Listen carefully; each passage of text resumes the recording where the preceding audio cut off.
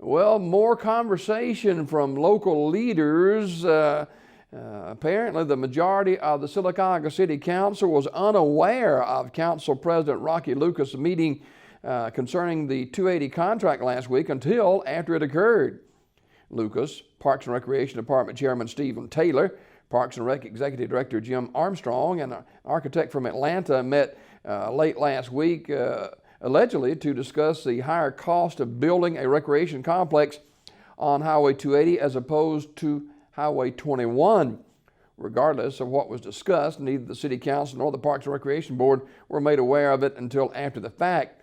Councilman Joe Hogan, along with Billy Carden, said they were notified of the meeting by Lucas on Friday, while Tom Roberts said he was only notified Monday.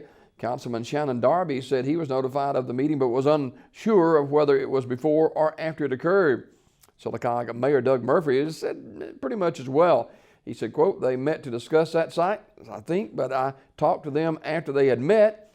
And of course, he told me what went on at the meeting. I didn't expect to be there or anything, so I didn't feel like he was excluding me or anything like that." Councilman Hogan said the majority of his conversation with Lucas concerning the meeting, which he described as minimal, focused mainly on the contract itself, which stipulates a due diligence period for the city to perform land assessments on the 280 property. Hogan went on to say he and Lucas discussed the possibility of rescinding the contract for the simple fact there was not enough time to get an accurate layout of the property through an additional land assessment. Hogan acknowledged the difficulty of getting any meaningful work done in such a short period of time in his meeting with Lucas. Now, since that time, Hogan said he had come up with a potential solution, getting all parties to the 280 contract to agree on an extended due diligence period to further survey the land. Hogan said he plans to bring that option up at a call meeting the City Council on Thursday at 4 o'clock at City Hall. The city's due diligence period, meanwhile, will end today, well after the council released the findings from CDG Engineers and Associates' first land assessment on April the 20th. No additional assessments have been completed or attempted since then.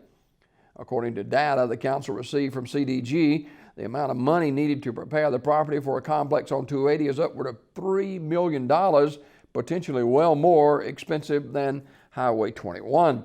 While Councilman Carden and Darby both acknowledged their desire for the complex to reside on the 280 property, they both also acknowledged the difficulty of working in a short period of time and then the likely higher price to come up with it.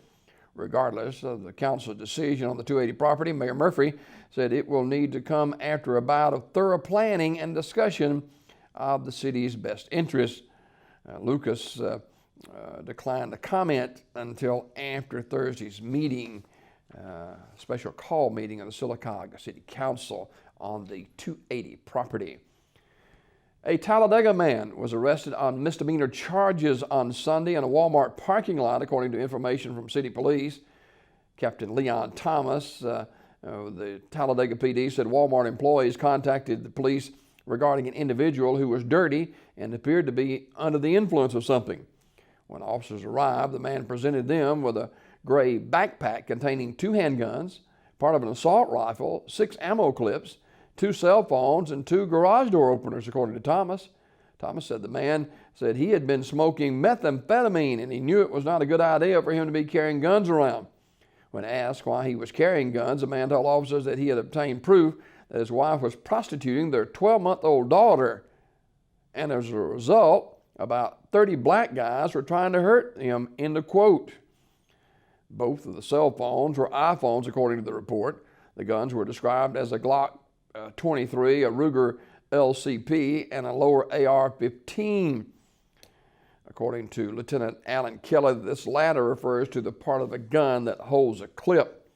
Now, Talladega County Drug and Violent Crime Task Force Commander Jason Murray said agents had gone to the man's home and recovered still more guns and parts of guns.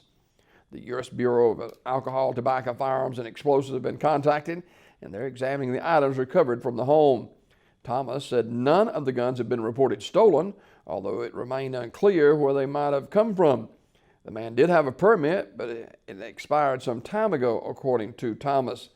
The man was placed under arrest for public intoxication and carrying a concealed weapon without a permit. Talladega County Drug and Violent Crime Task Force made 3 arrests over the holiday weekend involving defendants who were no strangers to incarceration. According to Task Force Commander Jason Murray, agents carried out a reverse operation at the McKeag Motel in Talladega that resulted in the arrest of Jerry Lyndon Whitten, age 39, of Flying L Ranch Road. He was arrested for allegedly trafficking in methamphetamine and was served with 2 warrants for distribution of meth. Whitten was arrested last month and at the time of his arrest Sunday was out on $600,000 bond for trafficking, being a certain person forbidden to carry a firearm, and possession of a detonator or explosive. The task force recovered more than 28 grams of meth while arresting Whitten, according to Murray. Now, Whitten's previous bond, set by District Judge Jeb Fanning, was revoked, and Circuit Judge Julian King ordered no bond on the new charges, according to Murray. Shortly after Whitten was arrested, Dennis Sean McCarthy drove up to the motel allegedly to purchase meth from Whitten, Murray said. McCarthy, age 58, of Munford, was charged with attempting to commit a controlled substance crime. He is on federal probation out of Kentucky, Murray said, and a hold was placed on him. The third arrest, Anthony Lane Strickland, age 35, was arrested Sunday in Sylacauga, according to Murray. Strickland was charged with possession of methamphetamine with intent to distribute, being a certain person forbidden to carry a firearm, and 2 counts of distribution of a controlled substance. Bond on the possession of intent to distribute was set at $250,000. The distribution counts were $50,000 each, and a certain person bond was $10,000. Strickland is on parole, however, and he will not be allowed to post bond until the State Board of Pardons and Paroles decides what to do with him. 3 people were arrested on misdemeanor charges, and 2 others are being hunted by Talladega PD on more serious charges following a short chase and traffic stop late this past weekend on Sunday. According to Captain Leon Thomas, the brown Chevrolet eventually pulled over on Spring Street, and 2 white males, including the driver, bailed out and fled on foot. The remaining passengers, 2 women and a man, remained on scene. Between them, they had outstanding warrants from Jefferson County, along with Oxford and Pinson, according to Thomas. Talladega PD arrested them for possession of drug paraphernalia for syringes hidden inside the vehicle, including one that was uncapped and filled with blood. Thomas said there was also burglary tools inside the car and what appeared to be a meth lab in the trunk. Talladega County Drug and Violent Crime Task Force Commander Jason Murray said none of the 3 arrested Sunday had been charged with the meth lab. The car turned out to have a switch tag. The vehicle was reported stolen from Talladega Downs on Friday, and the tag may have been stolen from Glenwood Road on Friday as well. In Childersburg, the Childersburg City Council unanimously approved adding $1,500 to Parks and Recreation Department budget for the purpose of alleviating costs to an all-star baseball team. The 10-year-old Childersburg All-Stars, which won its age group at the Cal Ripken State Championship Tournament in Demopolis last weekend, was honored by the council during its meeting on Tuesday. The team will head to Texas on July the 17th for the Southwest Regional Tournament, which will include Texas, Louisiana, Alabama, Mississippi, and Oklahoma state champs. As of yesterday, the team had raised about $4,200. They need about $13,000 estimated needed to travel to Texas. A few more opportunities remain, according to Ken Wesson, chairman of the Childersburg Parks and Rec Department. For Wesson, the additional $1,500 will be instrumental in helping the team's travel expenses. The council now is left with the task of determining where in the city's budget that $1,500 will come from. Mayor Jimmy Payne said he'll have to work with City Treasurer Amy Burnett to find out. Regardless, Payne said it was money well spent, especially considering the money is going to help the city's youth. In other business, the Childersburg City Council approved reviewing quotes for 12 cameras and an alarm system for the city's senior center, which was vandalized in mid-June. The bids came in roughly at $6,300 for the alarm and cameras. Now, Parks and Rec Director Howard Smith considered that money to be potentially beneficial, as he had already spent money on similar systems for the city's rec center. He said the alarm system will be wired directly to Childersburg PD, which could potentially remove unnecessary wait time between the time the alarm is triggered and when police arrive on scene. And finally, the Coosa Valley Medical Center, the 4th annual Men's Health Event, is August 13th, 5 o'clock at the J. Craig Smith Community Center.